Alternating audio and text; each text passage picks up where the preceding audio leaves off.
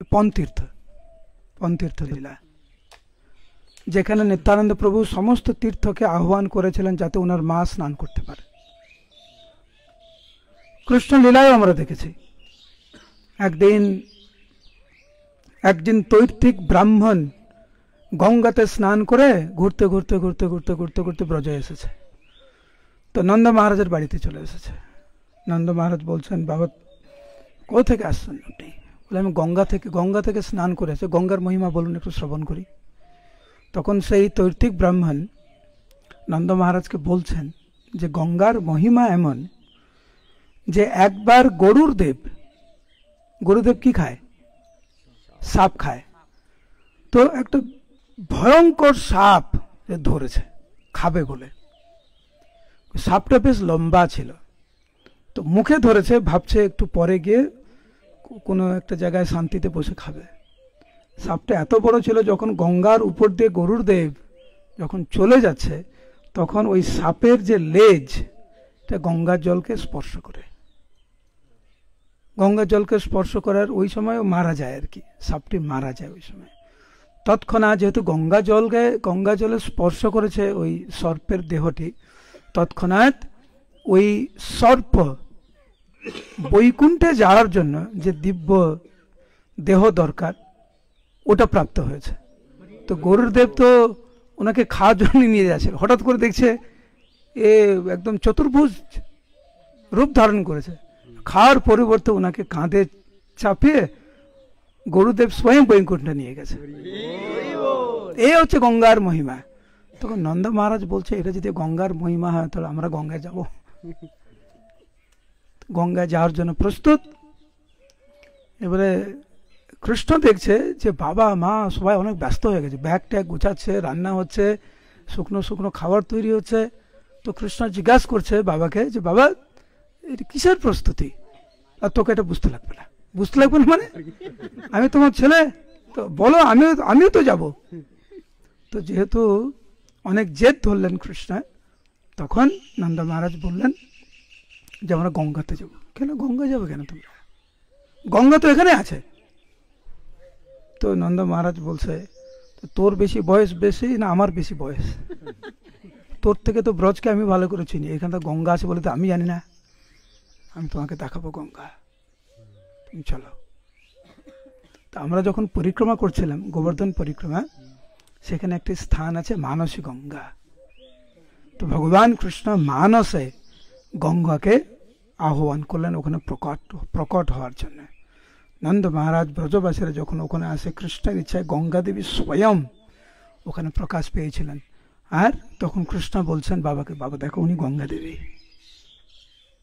তো এইভাবে আমরা দেখি ভগবানের বিভিন্ন লীলায় ভগবান বিভিন্ন তীর থেকে আহ্বান করেন, যাতে ওনার পিতা মাতা আত্মীয় স্বজন সমস্ত তীর্থে এক জায়গায় স্নান করে নিজেদেরকে ধন্য বলে মনে করতে পারে। এরকম না যে নন্দ মহারাজ সমস্ত তীর্থে স্নান করে ধন্য হবেন, উনি অলরেডি ধন্য। কৃষ্ণের পিতা মাতা তো ওনারা, নন্দ মহারাজ মা যশোদা। কিন্তু যেহেতু বাৎসল্য রসে কৃষ্ণ রয়েছেন, সেই জন্য বিভিন্নভাবে বাবা মাকে খুশি করার চেষ্টা করছে। সেরকম একটি স্থান হচ্ছে এইটা। কত সুন্দর জল না? স্নান করতে ইচ্ছা করছে?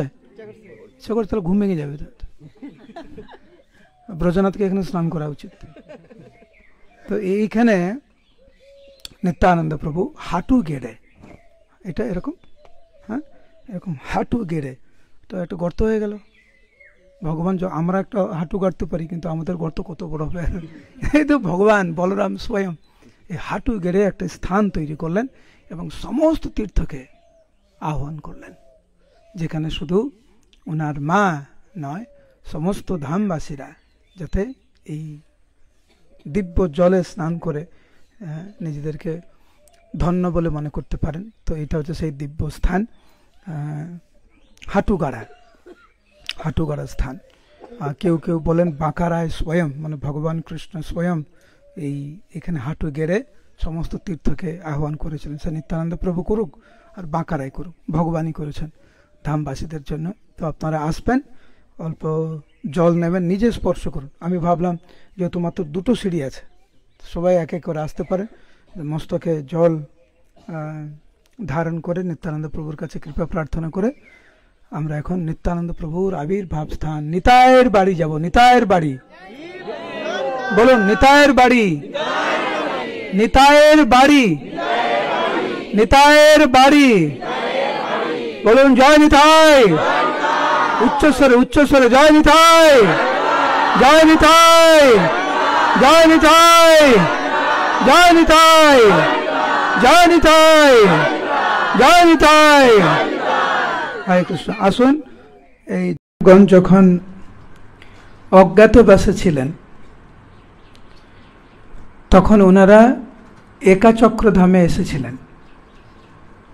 ব্যাসদেব স্বয়ং পঞ্চপাণ্ডবদেরকে এইখানে নিয়ে এসেছিলেন, এই বাড়িতে। এই গৃহটি ছিল একজন ব্রাহ্মণের। শ্রীল ব্যাসদেব পঞ্চপাণ্ডবকে এইখানে নিয়ে এসে এইখানে থাকতে বলেন এবং বলেন যে পরবর্তী সময়ে উপযুক্ত সময়ে আমি এসে তোমাদেরকে আবার অন্য স্থানে নিয়ে যাব। যুধিষ্ঠির মহারাজ এবং অন্যান্য পঞ্চপাণ্ডবগণ এবং কুন্তী দেবী, ওনারা তো অনেক বছর যাবৎ বিভিন্ন স্থানে ঘুরেছেন, কিন্তু যখন পঞ্চপাণ্ডবগণ এই স্থানে যখন আসেন, যুধিষ্ঠির মহারাজ এই স্থানের প্রাকৃতিক সৌন্দর্য দর্শন করে উনি উপলব্ধি করেছিলেন যে এটি কোনো সাধারণ কোনো স্থান নয়। কত স্থান আমি দর্শন করেছি, কিন্তু এই স্থানটি আমার কাছে এতটা আকর্ষণীয় কেন অনুভব হচ্ছে? নিশ্চিত রূপে ভগবানের কোনো লীলা এখানে রয়েছে। তো ভগবানের কাছে কাতরভাবে প্রার্থনা করেন যুধিষ্ঠির মহারাজ, যাতে ভগবান ওনার কাছে প্রকাশ করেন এই স্থানের মহিমা। রাত্রিবেলায় এই স্থানে যখন যুধিষ্ঠির মহারাজ যখন বিশ্রাম করতে যান, তখন বলরাম স্বয়ং ওনার স্বপ্নে আবির্ভূত হন। স্বপ্নচ্ছলে রোহিণী নন্দন বলরাম হইলা সাক্ষাৎ শোভা অতি অনুপম।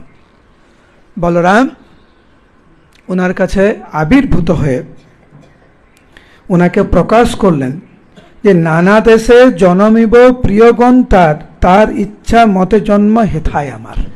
আমরা একটু আগে শুনছিলাম, একাচক্র মন্দিরে আমি বলছিলাম যে মহাপ্রভুর ইচ্ছায় নিত্যানন্দ প্রভু এই স্থানে অবতীর্ণ হয়েছেন। তো বলরাম স্বয়ং, যিনি নিত্যানন্দ প্রভুর অভিন্ন স্বরূপ, উনি যুধিষ্ঠির মহারাজকে বললেন যে ভগবান কৃষ্ণের ইচ্ছায় আমার এইখানে আবির্ভাব এখানে হবে। হইয়া বিস্ময় রাজা চিন্তে মনে মনে শীতদ্বীপ হেন দেখে একাচক্র গ্রামে। দেখিতেই ভূমি শোভা নিদ্রাভঙ্গ হইল, স্বপ্নকথা প্রাত ভ্রাত সঙ্গে জানাইল। তো এইটা সাক্ষাৎ বৈকুণ্ঠময় দর্শন করেছিলেন যুধিষ্ঠির মহারাজ বলরামের বিশেষ আশীর্বাদে। সকালে যখন ঘুম থেকে উঠলেন, তখন যুধিষ্ঠির মহারাজ অন্যান্য ভাইদের সাথে ওনার যে দিব্য স্বপ্ন সেটা প্রকাশ করেছিলেন এই স্থানে যেখানে আমরা বসে আছি। এটি একটি লীলা। আরেকটি লীলা হচ্ছে এখানে যে পঞ্চপাণ্ডবগণ এখানে থাকতেন। পঞ্চপাণ্ডবগণ প্রত্যেকটা দিন ভিক্ষা করতে যেতেন। ভিক্ষা করে যা নিয়ে আসবে সেটা কুন্তী দেবী এই বাড়িতে রান্না করতেন। এই বাড়িতে রান্না করার পরে দুটো ভাগ হতো, 50-50। 50% ভীম উনি খেতেন, আর 50% যুধিষ্ঠির মহারাজ, অর্জুন, নকুল, সহদেব আর কুন্তী মাতা। কিন্তু এই 50% খেয়েও ভীমের শান্তি নেই। তো একদিন ভীম থেকে গেছে, ভিক্ষা করতে যায়নি, কিন্তু 4 ভাই ভিক্ষা করতে বেরিয়েছে। ভীম কোনো কারণে বাড়িতে থেকে যায় মাতা কুন্তীর সাথে। এইখানে হঠাৎ করে কুন্তী দেবী দেখলেন যে যার বাড়িতে ওনারা রয়েছেন সেই বাড়ির সদস্যরা অন্য একটি গৃহে তারা ক্রন্দন করছেন। ব্রাহ্মণ ব্রাহ্মণী তার সন্তানরা ক্রন্দন করছেন। ব্রাহ্মণ বলছে আমি যাব। মা ওনার স্ত্রীকে বলছে তুমি সন্তানদেরকে দেখো। স্ত্রী বলছে তুমি যদি চলে যাও ছেলে মেয়েদের ভরণ পোষণ কি করে হবে, সেই জন্য আমি যাই, তুমি থাকো, তুমি থাকে কমপক্ষে ছেলে মেয়েদের দেখাশোনা করতে পারো আর অর্থ সংগ্রহ করে ওদের লালন পালন করতে পারো।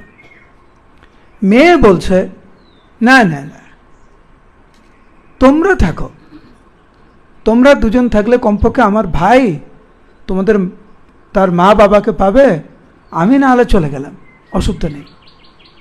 ভাই বলছে না না, বাবা মাকে বলছে তোমরা থাকো দিদিকে নিয়ে, আমি ছোট, আমি চলে গেলে কি হবে। এই বলে সবাই কান্না করছে, সবাই বলছে আমি যাব আমি যাব। তো কুন্তী দেবী এসে জিজ্ঞাসা করে কি হয়েছে। না না না, বলা যাবে না, কারণ অতিথি এসে, পঞ্চপাণ্ডব কিন্তু অতিথি, তো ঘরের ঝামেলা ঘরেই থাক, অতিথিকে কেন বলবো। তো কুন্তী দেবী অত্যন্ত দৃঢ়ভাবে বলেন কোনো চিন্তা নেই, তুমি আমাকে বলো না, আমি দেখছি কি হয়েছে বল। ওনারা যেহেতু অজ্ঞাতবাসে ছিল, ব্রাহ্মণ কিন্তু জানতো না ওনার বাড়িতে যে অতিথি এটা পঞ্চপাণ্ডবগণ, আর যেই মাতে যে কথা বলছে উনি কুন্তী দেবী, জানতো না, অজ্ঞাতবাসে আছে। তো কুন্তী দেবী অনেক দৃঢ়ভাবে বলার ফলে ওই ব্রাহ্মণ তখন বলতে লাগে যে এই এলাকাতে একজন রাক্ষস বসবাস করে, যার নাম হচ্ছে বকাসুর। কি নাম? বকাসুর।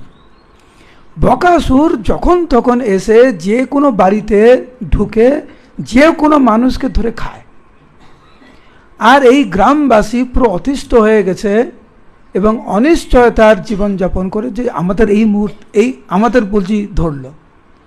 তখন গ্রামবাসীরা মিলে একটা মিটিং করে বকাসুরকে একটা প্রস্তাব দেয় যে তুমি এইভাবে গ্রামে আসবে না,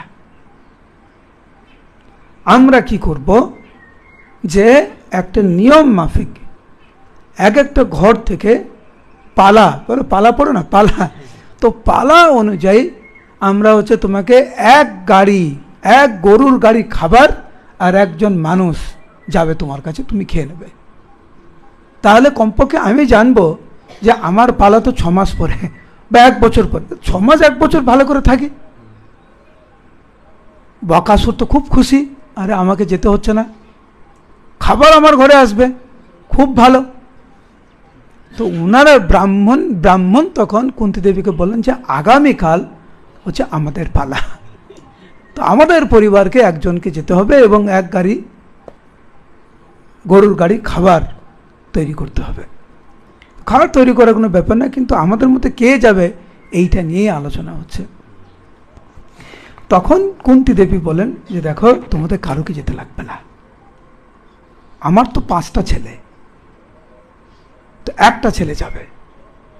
ব্রাহ্মণ বলে এটা অসম্ভব, অতিথি দেব ভাবে, ও ঘুমাচ্ছে, ওকে জাগিয়ে দাও, ঘুমাচ্ছ তুমি, বলো যায়নি তাই, আমি জানি তোমরা অনেক ক্লান্ত, সারা রাত জেগে তোমরা এসছো, আমিও কিন্তু বেশি ঘুমাইনি, আমিও 11টার সময় ঘুমিয়েছি, 1টার সময় উঠেছি, একটু জেগে থাকো, তবে আবার যখন বাসে যাবে তখন আবার ঘুমাবে, ঠিক আছে, বলো হরে কৃষ্ণ।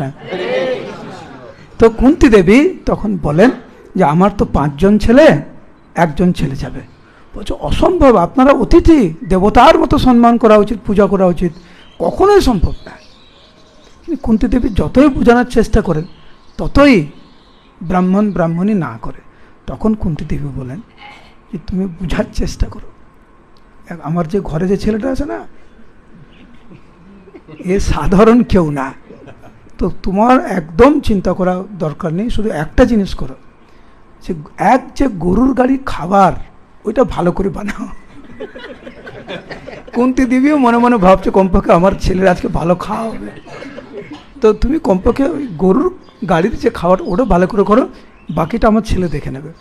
ব্রাহ্মণ একদম তো রাজি না, কুন্তী দেবী অনেক করে বুঝায়, একদম চিন্তা করবেন না, বিশেষ করে এই ছেলেটা, এর অনেক শক্তি, কিচ্ছু হবে না, দেখো তোমাদের পুরো পাড়ার এই এলাকার সমস্যার সমাধান হয়ে যাবে। তোরা কোনো মতে রাজি করে। এবার ভীম যায়, ভীম তাদেরকে গিয়ে বলে, আরে কোনো প্রবলেম নেই, তো খাবারটা ভালো করে করো, আর বাকিটা আমরা দেখব। এর মধ্যে যুধিষ্ঠির মহারাজ, অর্জুন, নকুল, সহদেব ওনারা চলে আসেন। সবাই মিলে ভিতরে আলোচনা হচ্ছে। ভীমের একটাই চিন্তা যে কালকের আমার ভালো করে পেট ভরবে, এই তোমাদের হাফ অল্প অল্প খাওয়া আমার কিছু হয় না, ঠিক আছে। সকালবেলা ভীম সেই গরুর গাড়িটা নিজে চালিয়ে বকাসুরের কাছে যাচ্ছে। ভীমের মনে খুব আনন্দ, সে আনন্দ করছে আর খেতে খেতে, ওই যে রাক্ষসের জন্য অপেক্ষা করছে না, রাক্ষসে খেতে খেতে আনন্দ করতে করতে বকাসুরের কাছে যায়। তো বকাসুরের কাছে গিয়ে বকাসুর কিছু বলছে না, ও খেতেই আছে। তো যখন বকাসুরের কাছে যায়, বকাসুর বাইরে এসে দেখে না ওর জন্য যেটা খাবার ছিল, এই লোকটি দেখতে খুব বিরাট, মনের আনন্দে খাচ্ছে। আর বকাসুর চিৎকার করছে, এত বড় সাহস, তোকে আমি আজকে মেরে ফেলবো। কিন্তু ভীমের ওই দিকে কোনো খেয়াল নেই, তুই যা বলার তুই বল, আগে আমি খাওয়াটা শেষ করি, তারপরে আমি তোকে দেখছি। এটা হচ্ছে ভীমের মনোভাব। তো এসেছে, ও কোনো কথা শুনছে না, আর ভীম তো খেয়েই যাচ্ছে। ও এসে রাক্ষস তখন ভীমকে মারতে শুরু করে। ভীম তো 10,000 গায়ের শক্তি ভীমের গায়ে। তো ভীম বলছে, মনে মনে ভাবছে, তুই যত মারিস মার, আগে আমি খাওয়াটা শেষ করি। তো পুরোটা খেয়েছে। খাওয়ার পরে খুব সহজেই ওই বকাসুরকে হত্যা করে ভীম। কিন্তু এই যে ভীম আস্তে আস্তে করে গিয়েছে, খেতে খেতে খেতে খেতে ওইখানে পুরো জিনিসটা খেয়েছে, তারপরে অসুরকে মেরেছে, তো সময় লেগেছে। তো তখন যুধিষ্ঠির মহারাজ, কুন্তি দেবী আলোচনা করেন যে ভীমের এত সময় লাগছে কেন, তারা কি কিছু দুর্ঘটনা ঘটে যাচ্ছে নাকি? তখন অর্জুনকে বলো, অর্জুন তুমি গান্ডীব নিয়ে যাও। অর্জুন তখন চলে যায় এবং দূর থেকে একটি সর্পবাণ, ওনার যে গান্ডীব যে ধনুক, সে তীরটা সে ধনুকে লাগায় এবং যেই লাগিয়ে দিয়েছে অলরেডি, মন্ত্র পড়ে নিয়েছে, দেখছে ভীম একদম খেয়ে ঠেয়ে একদম অসুরকে নিধন করে মহা আনন্দে আসছে। আর অর্জুনকে দেখেই ভীম বলছে, আরে তুমি এখানে কি করছো? আরে মা আর দাদা তোমার জন্য চিন্তিত হয়ে আমাকে পাঠালো। আরে কিসের চিন্তা, আমার তো আজকে খুব আনন্দের দিন, ভালো করে খাওয়াও হলো আর একটা অসুরকে মারাও হলো, আমার দুটোই ভালো করে হয়েছে। কিন্তু অর্জুন বলছে, তোমার তো কোনো চিন্তা, কিন্তু আমার মনে চিন্তা, এই সর্পবাণ যে আমি দিয়েছি, একবার মন্ত্র আমি পড়ে নিয়েছি, এখন আমাকে ছাড়তেই হবে। ঠিক আছে, এখানে ছেড়ে দাও বলে অর্জুন ওই বাণটি ছেড়ে দেয়। অর্জুন যখন সর্পবাণ ছেড়ে দেয়, ওই সর্পবাণ বিরাট এক ভয়ানক সর্পরূপ ধারণ করে ওইখানে বসবাস করতে শুরু করে। এদিকে ভীম, অর্জুন এইখানে আবার চলে আসে এবং সবাইকে খবর দেয়, কোনো চিন্তা নেই। বাস পুরো এলাকাবাসী জেনে গেল যে বকাসুর নেই, আর কে মেরেছে কেউ জানে না, শুধু জানে এই ব্রাহ্মণ। কিন্তু কুন্তি দেবী পরিষ্কার করে বলে দিয়ে, খবরদার, কেন ওর অজ্ঞাতে বসে আছে, তো কে মেরেছে বলা যাবে না, তো কে মেরেছে কেউ জানে না। তো মহাভারতে এই কাহিনী বর্ণনা রয়েছে। পরবর্তী সময়ে নিত্যানন্দ প্রভু যখন আবির্ভূত হন, তো তখন নিত্যানন্দ প্রভু ওই স্থানে যান যেখানে অর্জুন সর্পবাণ দিয়েছে। তখন স্থানীয় বাসিন্দারা নিত্যানন্দ প্রভুকে বলেন যে, প্রভু এখানকার ধামবাসীরা অত্যন্ত ভয়ানক পরিস্থিতিতে আছে, যেহেতু এই সর্প অনেক বিড়ম্বনায় ফেলছে ধামবাসীদেরকে। তখন নিত্যানন্দ প্রভু ওই যে সাপটা যেই গর্তে থাকতো, তো দিনের বেলা ঘুরতো বা যখন ঘুরতো, আবার কোনো নির্দিষ্ট সময় আবার গর্তের মধ্যে ঢুকে যেত, নিত্যানন্দ প্রভু ওনার কানের যে এটাকে কি বলে, কুণ্ডল, কানের কুণ্ডলটা নিয়ে ওই সাপের গর্তে উনি রেখে দেয়। এখন আপনি ভাবতে পারেন সাপের গর্ত বড়, নিত্যানন্দ প্রভুর কুণ্ডল আর কত বড়, উনি তো ভগবান, ওনার কুণ্ডল বড় হতে পারে, ছোট হতে পারে, উনি যা চায় তাই হতে পারে। তো যখনই কুণ্ডল যখন ওই গর্তে দিয়েছে, ওটা পুরো পাথরের মতো হয়ে গেছে, পাথরের মতো হয়ে ওই সাপের গর্ত পুরো বন্ধ করে দেয়। এখনও কুণ্ডল তলা রয়েছে নিত্যানন্দ প্রভুর সেই কানের কুণ্ডল এখনো সেই স্থানটি রয়েছে। তো এই দুটি লীলা হচ্ছে এইখানে মহাভারতে বর্ণিত। ব্যাসদেব পঞ্চপাণ্ডবদেরকে এখানে নিয়ে আসেন এবং এইখানে এসেই যুধিষ্ঠির মহারাজ সাক্ষাৎ বলরামকে দর্শন করেন, এই স্থানের মহিমা উনি শ্রবণ করেন। আর ভীমসেন উনি হচ্ছে বকাসুরকে উনি বধ করেন। হরে কৃষ্ণ কৃষ্ণ কৃষ্ণ হরে হরে, হরে রাম রাম রাম হরে হরে। তো স্থানীয় ধামবাসীরা, প্রভুজি এখানে রয়েছেন, স্থানীয় ধামবাসীরা এখানে এই স্থানটি খুব সুন্দরভাবে, ওনারা আগে যখন আমি আসতাম 25-30 বছর আগে, তখন তো এটা কিচ্ছু ছিল না। আর এখন স্থানীয় ধামবাসীরা এখানে খুব সুন্দরভাবে রেখেছেন। এই যে আপনারা বসছেন, ফ্যান চলছে, ভালো লাগছে না খারাপ লাগছে? ভালো লাগছে না? তো এই ধামবাসীরা করছে, যারা হচ্ছে এই জায়গার উন্নয়নের জন্য যারা কিছু প্রণামী দিতে চান, প্রভু ওখানে বসে আছেন।